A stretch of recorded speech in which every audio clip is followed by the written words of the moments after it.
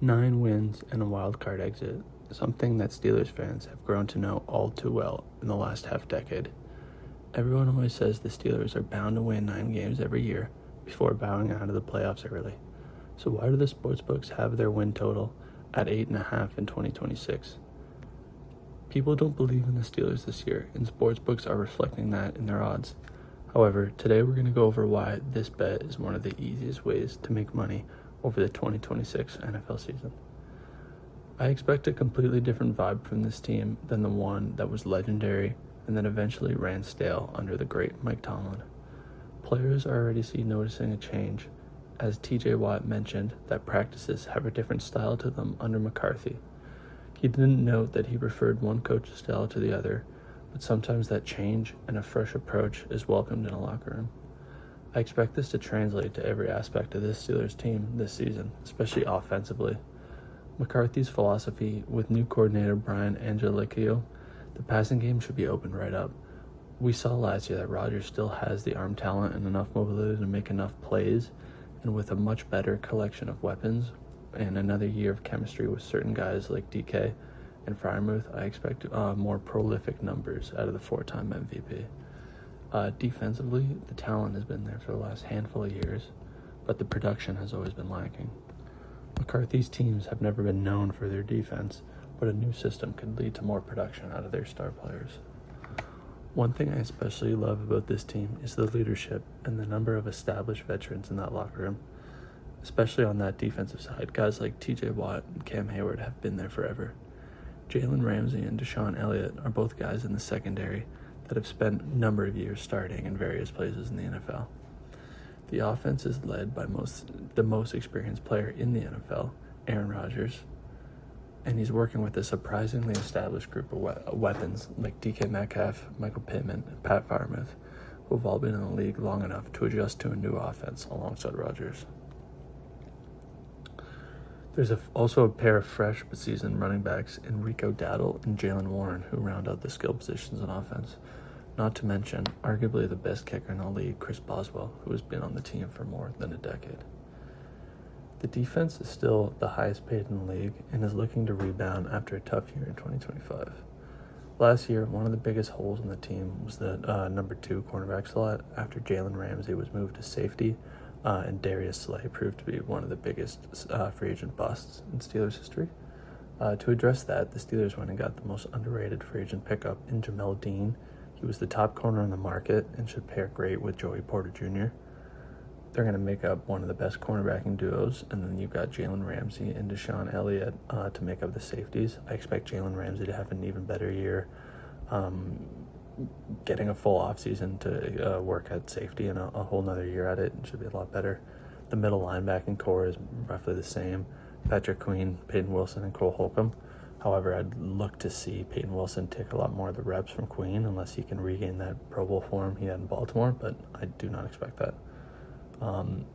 Many fans are anticipating a trade of Alex Highsmith before the season starts, but as it stands, the Steelers would walk in with one of the best, probably the best, pass rushing rotation with TJ Watt, Nick Herbig, and Alex Highsmith coming off the edge and able to rotate those guys in and out and keep them fresh throughout a drive and throughout a game. That could be a really good combination. And then you also have the ageless wonder of Cam Hayward. Looks like he's still got enough in the tank to play an elite role in the middle of the line. And then you got emerging sophomore Derek Harmon, and then Keanu Benton, who make up one of the strongest front sevens in all of football. Looking more at the offense, a lot of it remains the same as last year, but a lot of the minor changes and differences look to be moving this team in the right direction. The weapons around Rodgers got a lot stronger over the offseason. The addition of Michael Pittman through the trade and then Jeremy Bernard through the draft just give the Steelers a much deeper wide receiver room than the one we saw last year, with Calvin Austin being the 3 and Roman Wilson Austin being the 2 and Roman Wilson, who never plays, being the 3. And then I think letting Jonnu Smith and Connor Hayward go is more of like an addition by subtraction, where you have Darnell Washington and Pat Freiermuth both going to see much more work, just because there's 2 less bodies that compete for targets in that room. And then also I think this This offense is going to be centered around those two tight ends versus we had Jonnu Smith on the field a lot last year in the Artie Smith offense. And then even when the Steelers lost a key guy like Kenneth Gainwell from last year's team, they were able to replace him with a guy like Rico Dowdle, who is a similar-ish value running back and should pair really well with a guy like Jalen Warren. So I'm excited to see those two guys play each other and kind of the chemistry that builds between those two. And then looking at the O-line, wasn't great a year ago, might not be elite again this year, but I definitely expect it to be a little bit better. It's hard to say when Max Hennichor is going to be a full-time starter. Reading a lot of the reports about him in camp, he's looking good and whatnot, but the Steelers are historically hesitant to start a first-round tackle right away out of the gates. However, we have Troy Fautanu coming back off the knee surgery, and then him or a Hennichor is able to start at left tackle, and we move Broderick Jones back to right tackle to his natural position. This could be a very nice line because we still have Zach Frazier and Mason McCormick, our two interior linemen that can anchor down the run game and protect Rodgers well enough inside. And then another thing I love about this team in 2026 is their schedule. Most Steelers fans are aware they seem to win games in weird, strange ways every year in the division. In fact, actually in the last 10 years, they're 41-18-1 against the AFC North. And they haven't gone below 500 once in the last 10 years in the division. And then also this year, they have the benefit of playing the NFC South, which is one of the weakest divisions in football, and they have some of the weakest starting quarterbacks in football as well.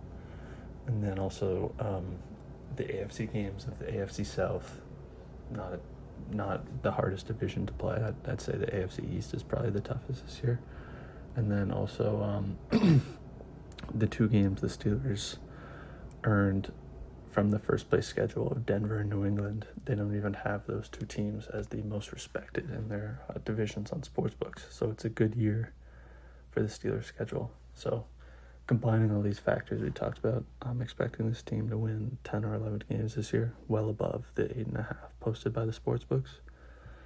Nothing's ever guaranteed in the NFL, but the longest running joke around the Steelers is they go 9-8, or 10-7 every year. So why not cash in on that? So let me know if you're going to ride the Steelers this season and what other NFL season-long bets you guys are placing.